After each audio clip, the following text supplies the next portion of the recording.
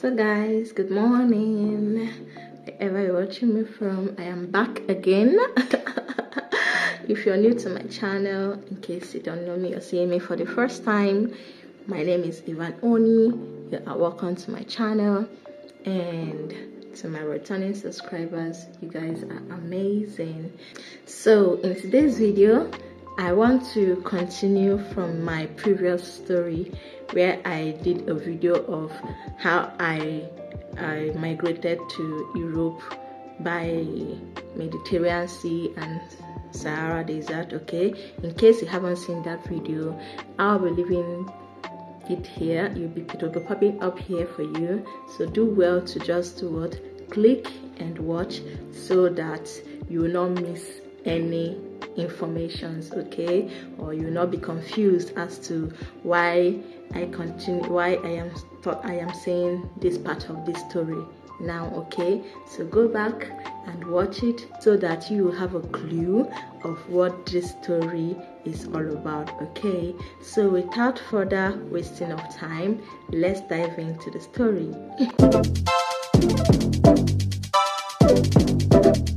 So just like how I was saying, okay, when we got rescued, okay, from the Mediterranean Sea, like I said before, it was the Italian rescue team that came for us on the Mediterranean Sea. So of which they took us in a boat. First of all, we were boarded in a boat, okay, one small boat, and then they would ride on the sea, okay.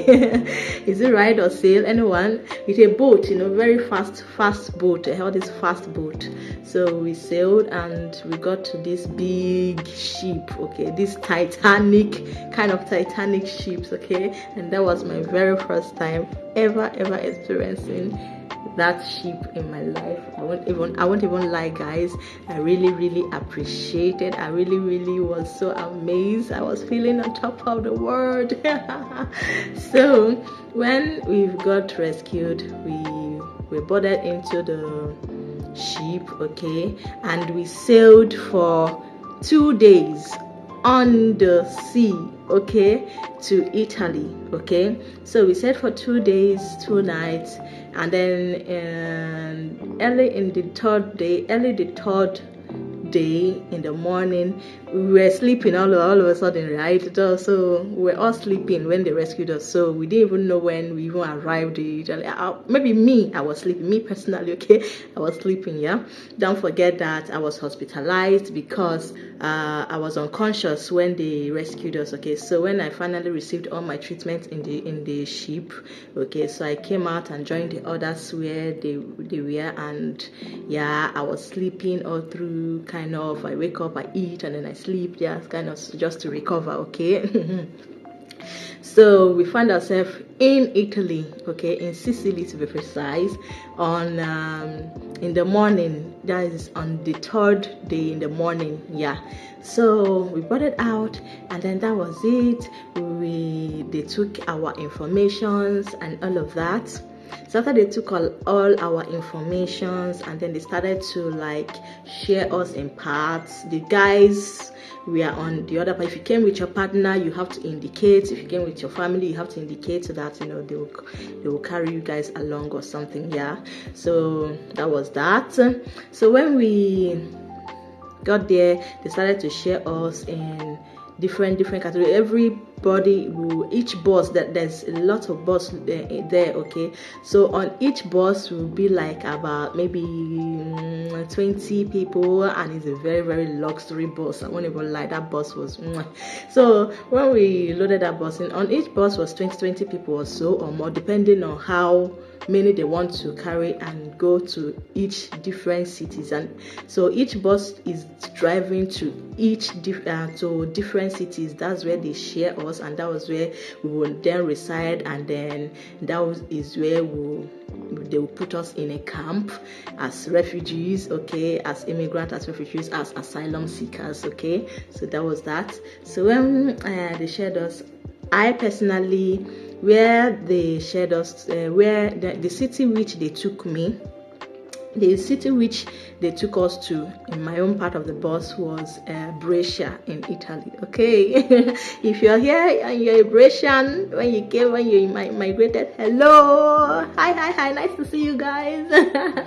So I was so excited. I haven't been to this place before, mind you. So when we were riding, we rode for about kind of 3 days also from Sicily to Brescia. So when we got to there's a place that we got to there. I can't really remember it.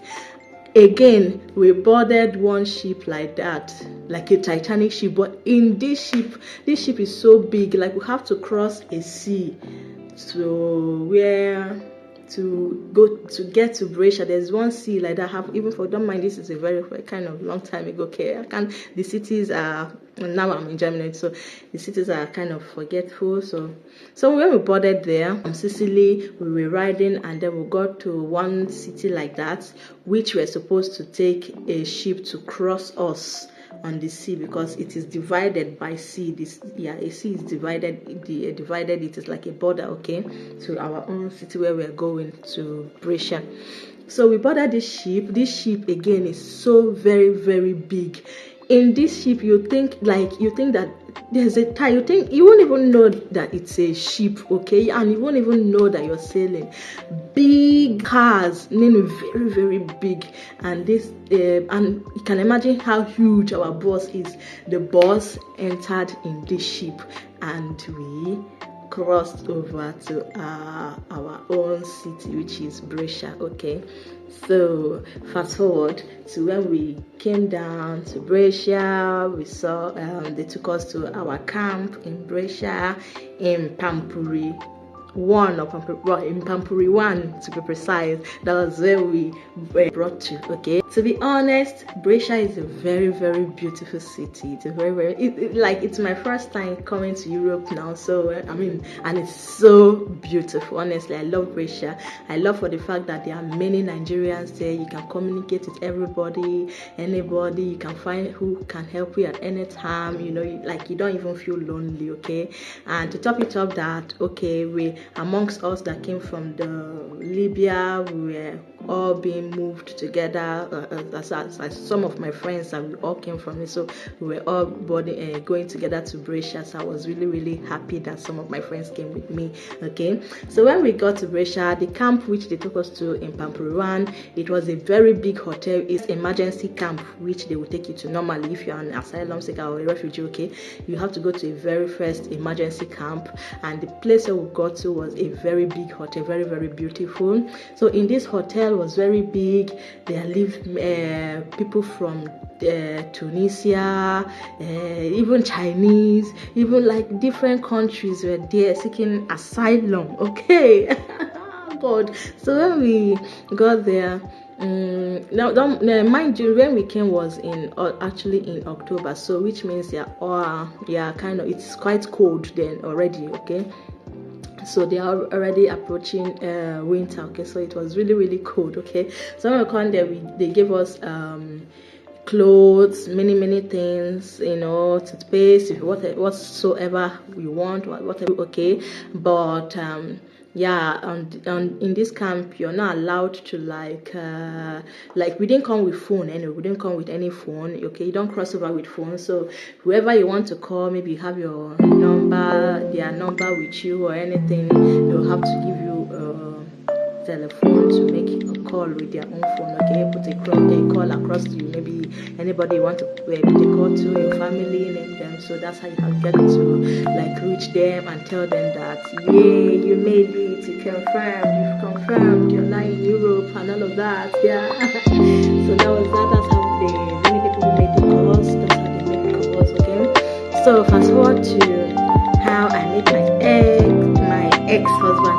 So in my first week of arriving in Italy, okay, in my first week, okay, so mind you, in this camp there are different kind of, there are men, there are women. So the women will have their own parts, their own room which they sleep, okay, and the men, okay, will also have their own parts normally.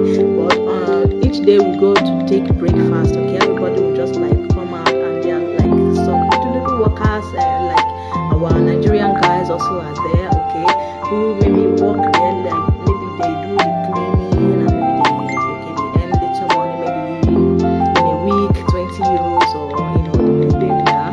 So how I met my ex-husband was that I met in this camp. There's one guy. Okay, we became friends, just like Igbo, my tribe kind of thing. So we became friends. So in other words, we started talking, always like chat whenever we come out to have breakfast. Okay, so he was like, my friend would like you. I think he's looking for a girl. Mind you, my ex-husband was already in Europe like 3 years before I came to Europe. Okay, so he was already in Italy already. So I didn't know him before. We only met through this guy. Okay, so this guy kind of like introduced both of us. Okay.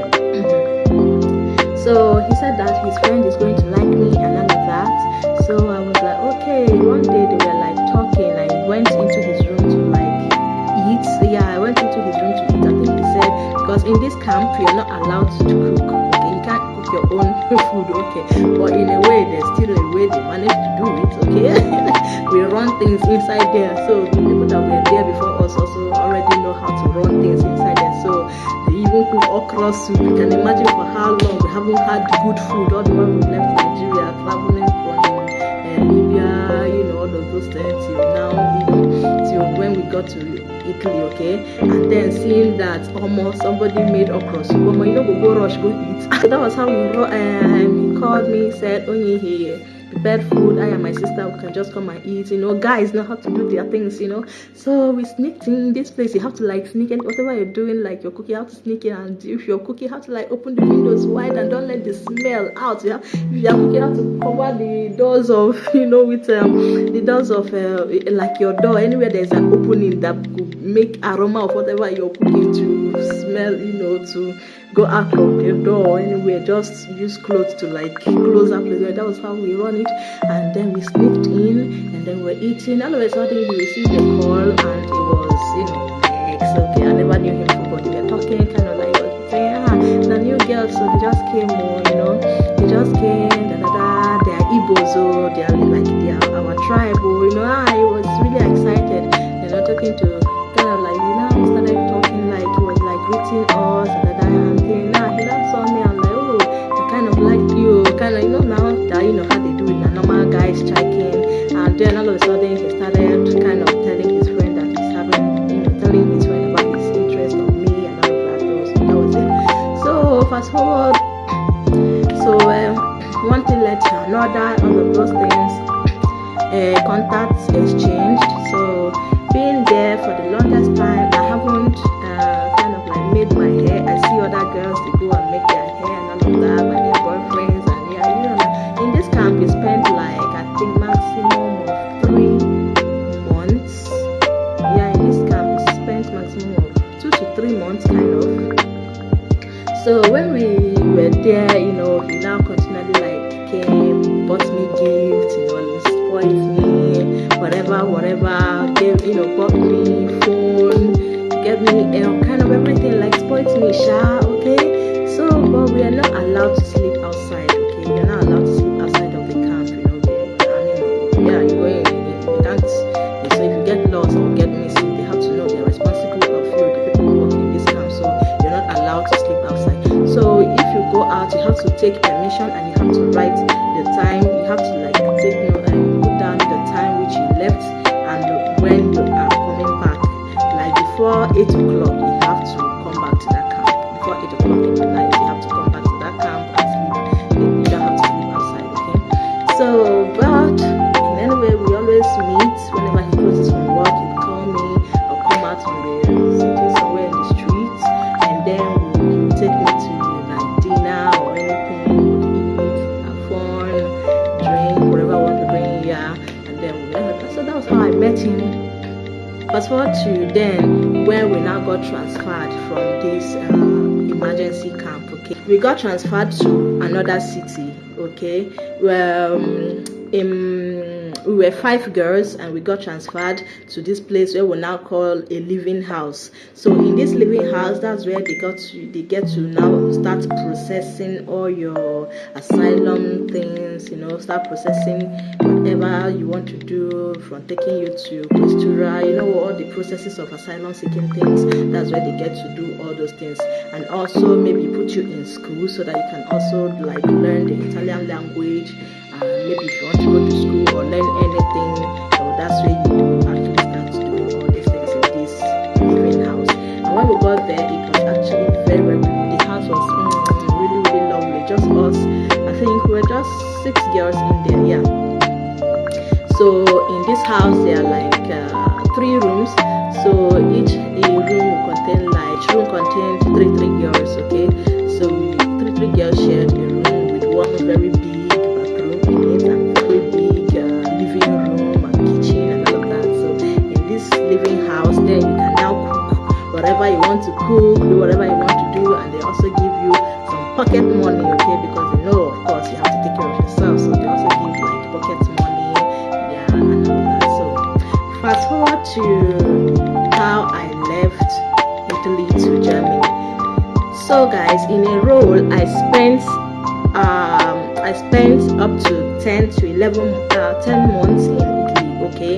Mind you, I and my ex already started dating and all of that. So for him, it was becoming kind of hard for him, because in Italy, most people will tell you, there are no jobs, okay? Like, it is hard to get jobs, and if you manage to have one, you have to hold on to it tight and under with a contract. And if your contract expires, it might be really hard to renew for you, depending on some situations and depending on the company which you're working with.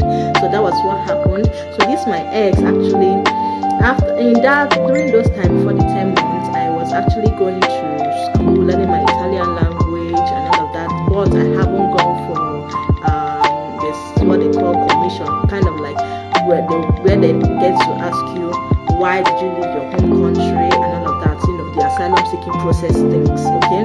So I haven't gone for those times, so I was still waiting for my turn. It was taking kind of too long, and then my ex, now knowing that since I newly came, I haven't started the process already, that he wants to leave Italy, because for some time he has been there, like over 3 years now. He has been there and all of that. It seems like when any job he gets and then manages to stop, getting another contract again, another job again, is always difficult, and plus his house rent and everything, and his family being on his neck and not having enough, so he had to kind of convince me. They started like convincing me for us to leave Italy, okay?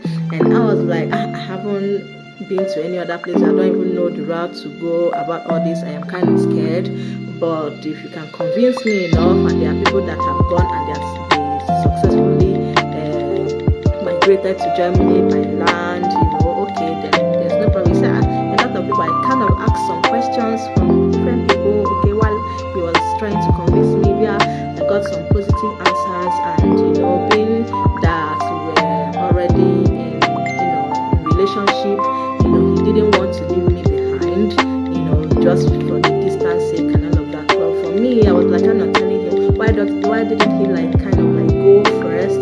After settling there, then we can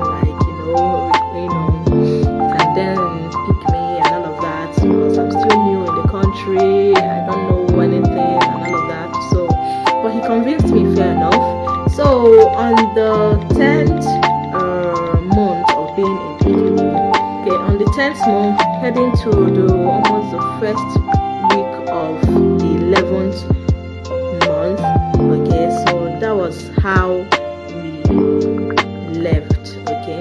So that was how I left my ex, and then we kind of like entered train, and also, you still have to be careful. It was still an illegal migration kind of, yeah. So we have to be careful. Successfully, yeah, we landed in Germany together, okay? So in my mind, when people will be saying about Germany, what enters my head was like, the imagining Germany to be one kind of rough, you know,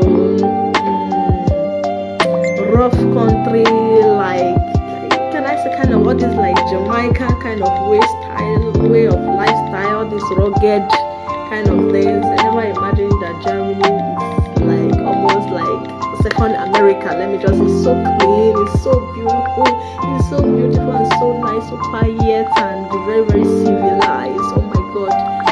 So now being a novice in a new country and being a novice in another, so I was so excited being in Germany. But again, language again is the barrier. Okay, so I had to like start again to start learning another language and all of that. It took me like time. My head was being messed up. Like, yeah, I was like, this language I can't hear. One thing about Germany is that they actually speak. They are in terms of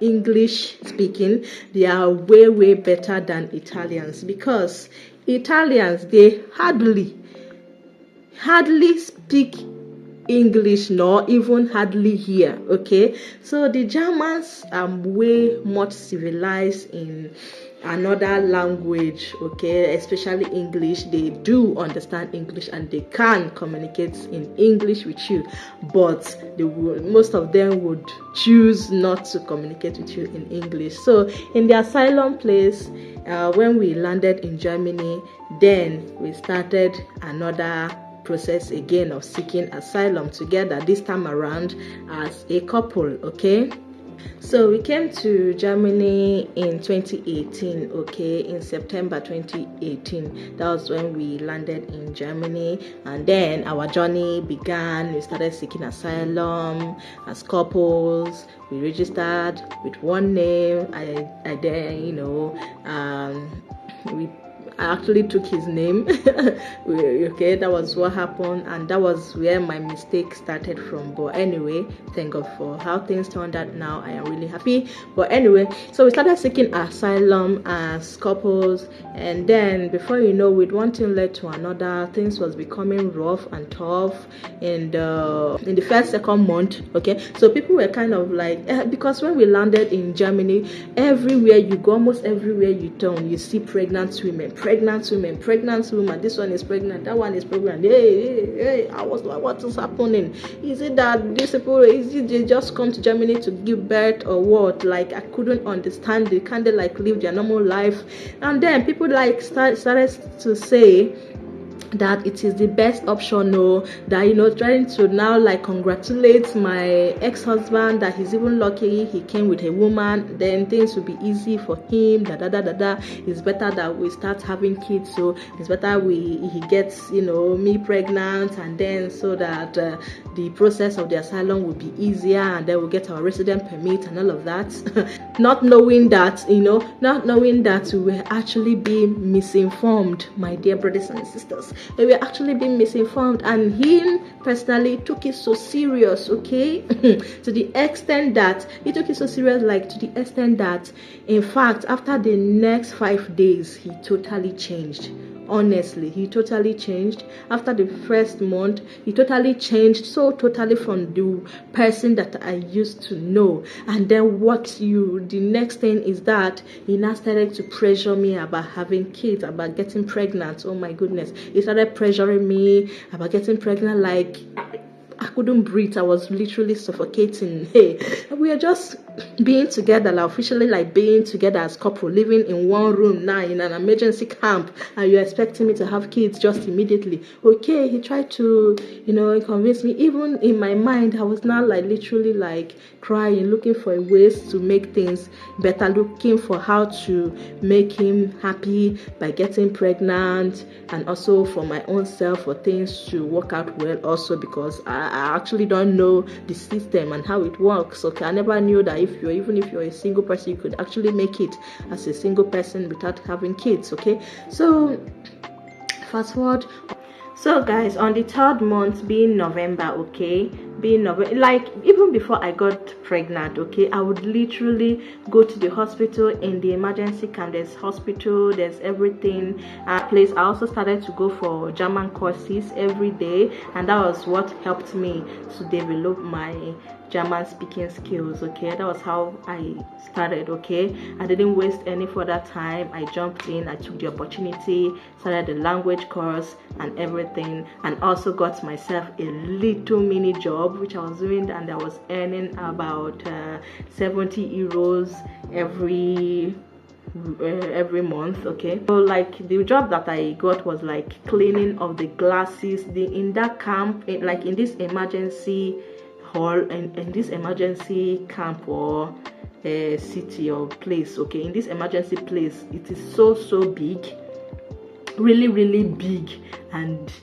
each like with different buildings, with different people, different categories of people, single, pregnant, people from different countries are in this place. It is so big, and in the morning you go to take your breakfast, evening you go and take your breakfast, but still you're not still allowed to cook in this emergency camp. Okay, until you get to your living house, until you get transferred. Then you can, depending on where they transfer you to, even some people after they leave this emergency camp and they transfer them, they still, where they take them to, they still are not permitted to cook. Okay, so it is all by luck. Okay, depending on where they transfer you to. So on the tour, during this time of trying to get pregnant, like my ex really gave me hell. Like he gave me hell. He gave me I literally became a shadow of myself just because I was trying to like please him. We haven't even spent being together for 1 month fully. He was just mounting pressure on me and all of that. I literally became a shadow. Like I said, I literally became a shadow of myself because he was so bad that I became so slim because I started thinking too much. The kind of things he was saying to me, verbal abuse, everything. Like I went through different kind of abuse, verbal abuse, name it, I wouldn't rest. Okay, so being that I have nobody to talk to in that place, and all my friends, they're all in Italy, nobody, you can imagine, I couldn't even call anybody because I was imagining what they would be saying, you know. Like I was literally ashamed to call anybody to express myself. Look at what this guy has been doing to me since we came here. He has been giving me help. But what happened was that, well, I went to different hospitals in that emergency camp, from hospital to hospital. Every day they would always see me in that hospital, to the extent that I told them, can you check me, like check my uterus, check if something is wrong, check why am I not getting pregnant, you know, and everything. So, well, as God may have it, thank God, on the 3rd month in November, I kind of like found out that, yeah, with prayers that I prayed to God, I don't know, sometimes God also shows us signs that which we don't take, and sometimes we push it so much. Okay, like sometimes as human beings we push God so much that sometimes in life we human beings we tend to do things on our own and not letting God's will be done in our life. Okay, that was exactly where what happened to me, and that was how my struggles began, kind of. But on the long run, God still showed me mercy. Okay, light shone on me. God's light shone on me at last. Okay, so but anyway, fast forward. During that time, I was going from hospital to hospital, checking, God, why can't I become pregnant? And I was praying to God and everything. So being on the 3rd month, yeah, prayers answered. God gave me as I wanted. Okay, I became pregnant, and then I became pregnant of my first son, Alex. Okay, and yeah, for a moment it seems like everybody was happy. He was happy.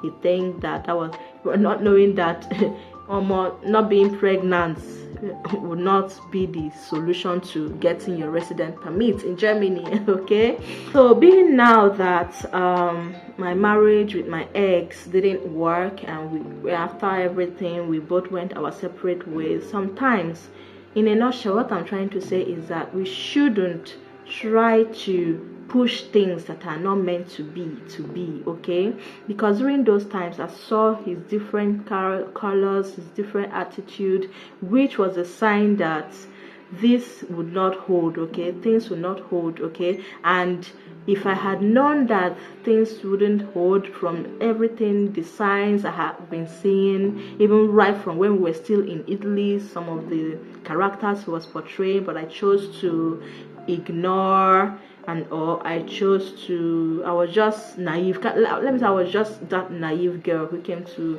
Europe not knowing what I wanted, because I was still very young then, okay? So I tried to cover everything by being so naive, okay? So I didn't wake up to the reality on time. If I had known then all these signs are signs that we wouldn't be together, and I wouldn't have dared trying to get pregnant, or trying to or even become pregnant of my second son, okay? If you are a young lady, you're planning on migrating to Europe, okay, be wise, do not be deceived. You can actually do it on your own. Not having a child in Germany doesn't guarantee you getting your resident permit, okay? Do not make the same mistake that I made.